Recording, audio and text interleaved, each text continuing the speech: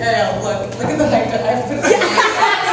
You have minimum, I have maximum height. I'll leave it here for Peter.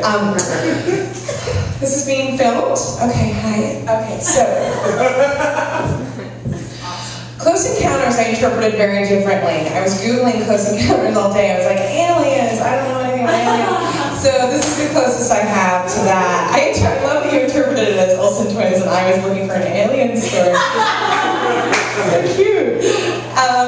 Okay, so I'm not, you know that friend that like really wants to see a ghost, that asshole of a friend that's sort of like they're always like looking for a moment or a sign or bullshit, like they're always having a revelation because they looked at dirt and they've seen something. I'm not this person. I have friends that are this person. Like my friend, she went to go reconnect with this old flame that she hadn't seen in 7 years, they'd barely spoken, and I go, well, what happened? She was like, well, I got off the train and I went in the park to collect myself and I sat down on a bench and I looked down and below me was a dead raven.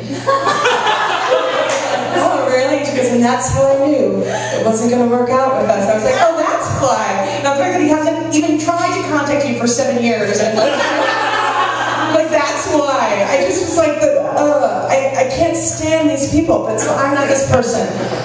Know that when I tell you this story, so it's genuine. So I went to college, and the college, which is supposedly, Ithaca is like one of these places born on a fault, where all of these crazy things and spiritual things happen, and I do believe that. It is a really, if anyone's ever been there, it's a really wacky town.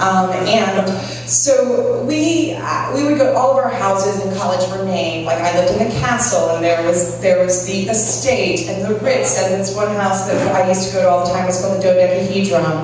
And it was like 10-sided, but how was that possible for our house? It was.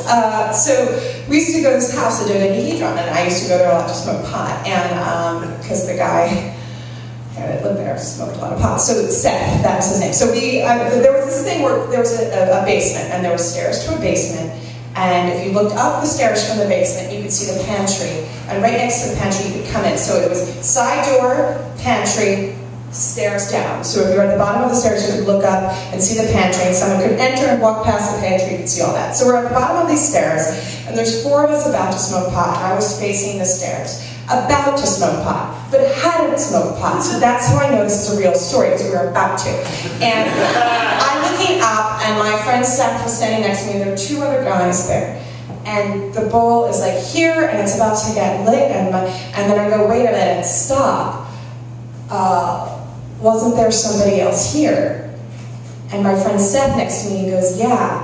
And who I was talking about was that I felt like that there was a little boy in a red hooded sweatshirt, about 12 years old, with brown shaggy hair that had been right there. And I felt like he had been there that whole time. And I go, wasn't there somebody else here? And my friend said, Seth goes, yeah, a little boy in a red sweatshirt? And I was like, yeah. And then I looked up the stairs, and there was a flash of this red sweatshirt across the pantry, out the door.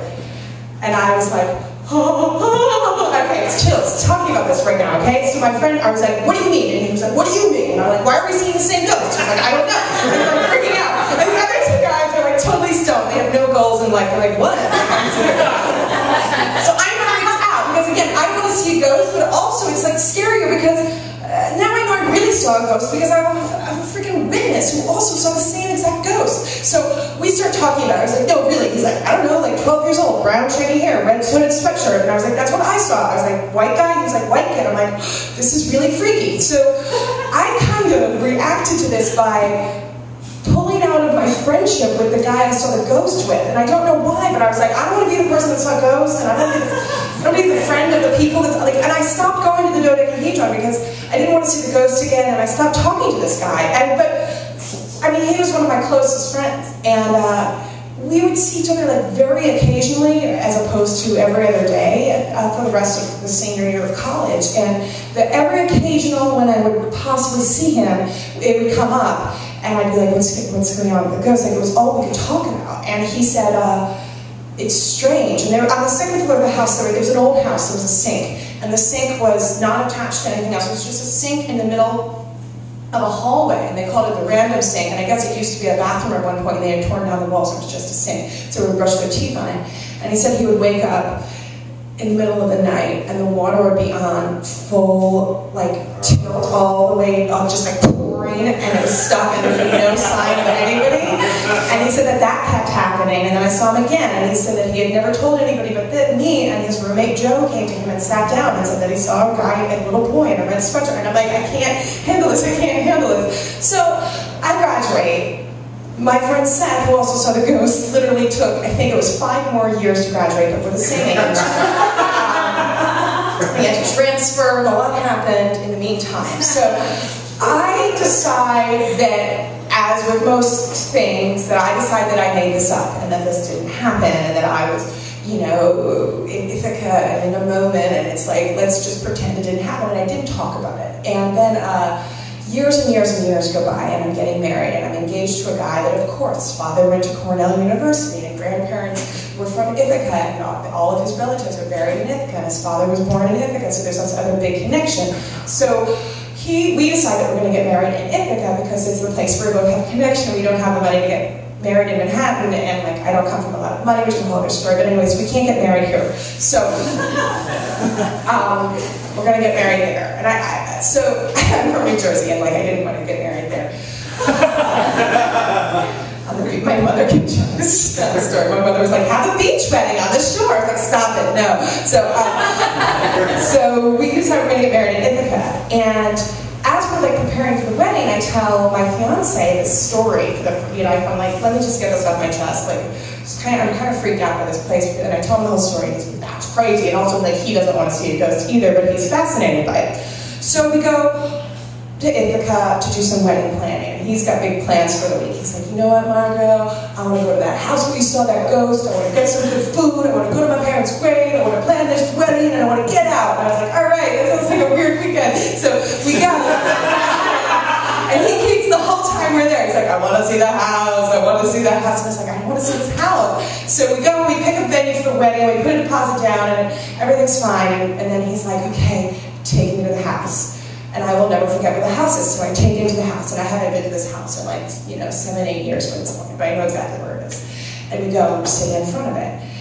And he's like, okay, tell me the story. And I was like, I'm not telling you the story right in front of the house where I saw her go. Like, just tell it. So I was like, fine. We're about to smoke pot. We're at the bottom of the stairs. There's a pantry. There's a door. And I just go into it. And then he's like half listening. He's like, wait, stop.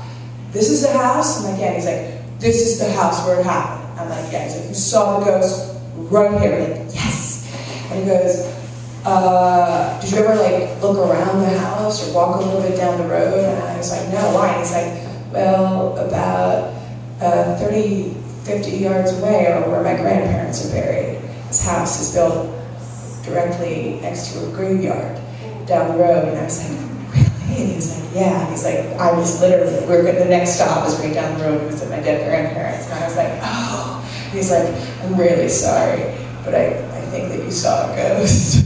I was like, I'm one of those annoying people, so here I am, proving to you that I saw the ghost. Okay, thanks.